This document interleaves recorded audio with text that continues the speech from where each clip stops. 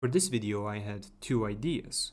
One where I explained some of the more notable tricks in the one spear video, and another where I just had some music related funny moments. But of course that's two videos. Or is it? This video is about those two ideas at the same time. Headphones strongly recommended.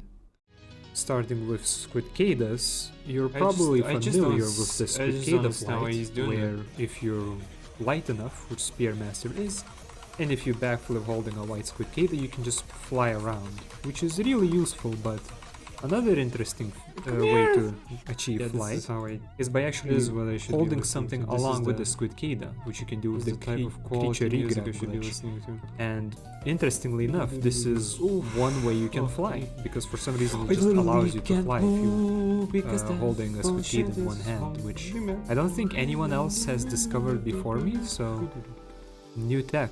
It's not very useful or anything, but it's something. Now, the grind for the one spear certainly was lengthy. It took me a couple hours of bringing those bats into this room. And in the end, I found that the most consistent method of doing this is by putting the bat nip in the other room and then trying to bring the bats like this, which is, well, it's certainly something, and it's a bit inconsistent, but at least it works. And as long as you can do it 4 times without holding them too long, you'll be fine. Because keep in mind, if you hold them for too long, they give up on them. Oh, there's a small chance? Now this section is interesting because while normally I just come here and backflip, sometimes, because the rain is pushing you down, you have enough downwards momentum to actually roll panics, which is a little bit faster and looks a little strange, but for the most part it still serves the same purpose, so not too useful. Quickly jumping over to the nightmare that is Industrial Complex and Spearmaster, the main thing to note is this little pipe. Not pipe, but I guess this tunnel, which is really inconvenient because while I normally want to have Squib and like I want to carry him because he helps me a lot. So on. Thank you! Monkey! There are so many lizards here. It's actually pretty crazy. Like, they're just swarming this place. And they will constantly hit you and find you in here, making it very difficult to bring Squib with you. So, yeah, okay, I guess I'm dead. They're not always interested in you. Now, because I had to go so fast, I had to do a lot of optimizations to make myself to be a little more efficient in my movement. And obviously I won't cover all of them, but some of the more subtle things you may not notice would be here, where I actually bonk the Squib into the ceiling just so I could start falling faster. Here, where when you drop a Squib, he comes back, he regains his energy faster, so you can use it in here to quickly get moving again. And also here, where if you're flying, other Squibs can push you around. You can't make it without a rock! In here I definitely tried to use it, so again, a lot of these things have to add up over time, and while minor strategies, well, you gotta do them to save some time. One of the biggest challenges of the cycle from outskirts to moon, and as well to Underhang, was the spider room, because this was just a brutal room. I had a lot of trouble getting through it. I tried bringing lizards in here, I tried baiting the spiders out, but nothing consistently worked until I discovered this, where if you have a long enough pre-cycle, when it rains during the pre-cycle, all creatures go back to their dens and usually ignore you or food gathering in general. And if you make it during this period, this actually makes it so much more consistent. That's just not fair. A nice little interaction where having a pre-cycle actually is helpful gameplay-wise. Of course, one of my favorite parts about the run, one of my favorite strats in general, is the out-of-bounds Squib, where if you throw it in this corner here, he actually goes out of bounds. Now this is useful because there's water here. And while you can hit him with a rock and then, you know, throw him over there, it's a little bit dangerous, and I have lost a run like it, so not an ideal situation. But doing this while also still a bit risky he'll usually come back somewhere useful. Even if not, you can just try again.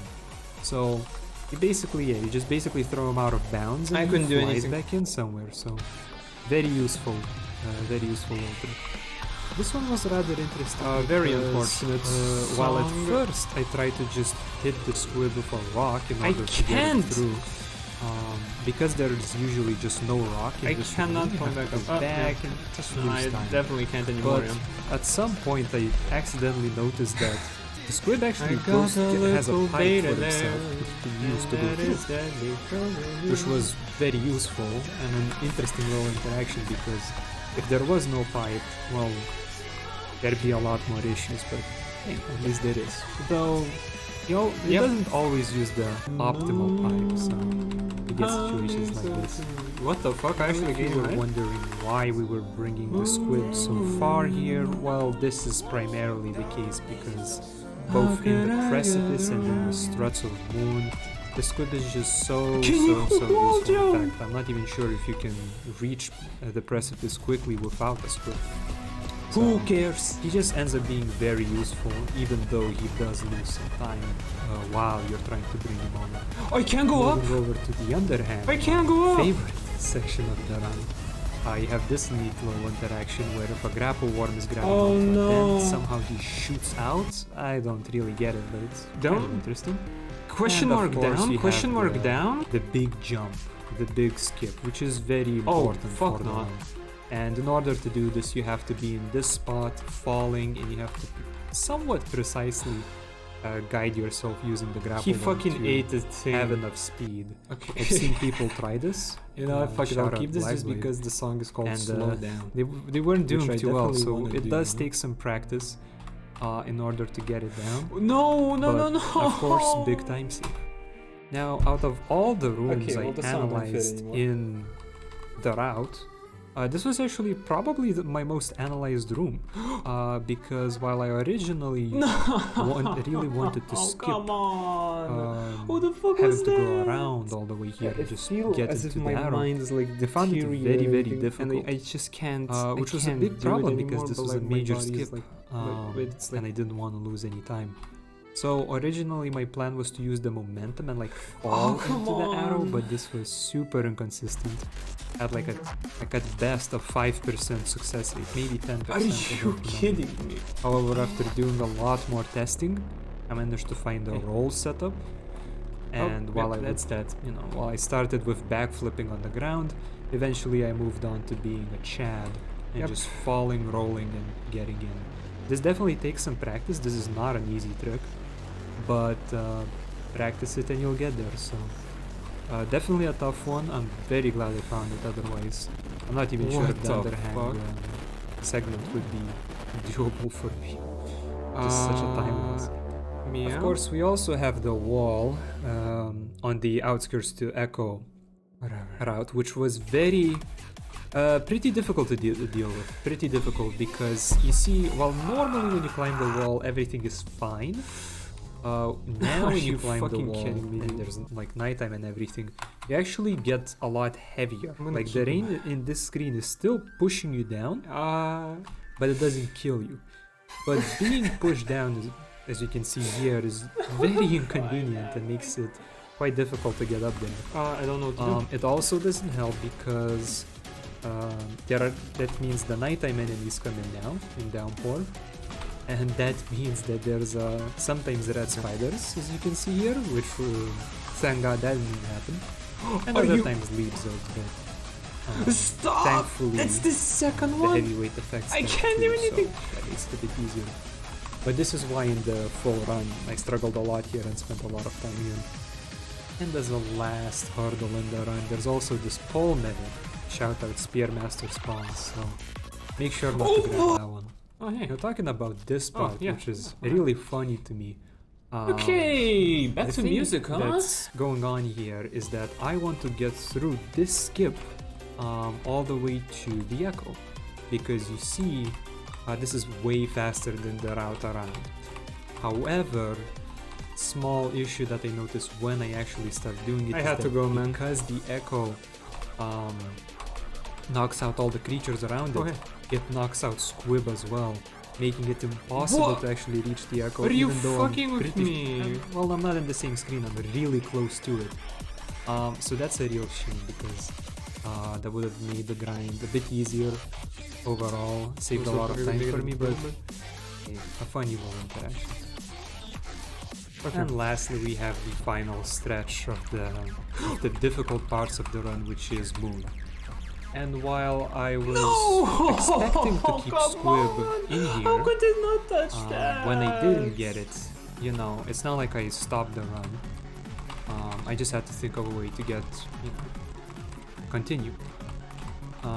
Now I was hoping I wouldn't have to learn how to vault because I'd rather not do that. Jesus Christ, barely A-hop.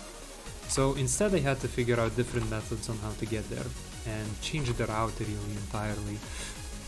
So for this one you had to do a very precise crawl turn here. It was pretty difficult.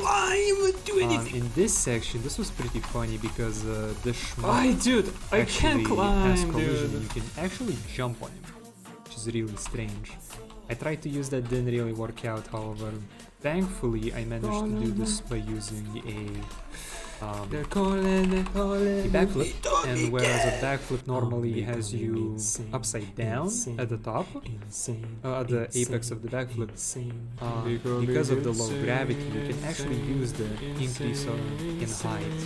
And because you flip a little more, you land on the side of the wall and you jump in. So these were the final sort of difficult parts of the run, and these were That's sort of not the right. ones, of course. That's fuck.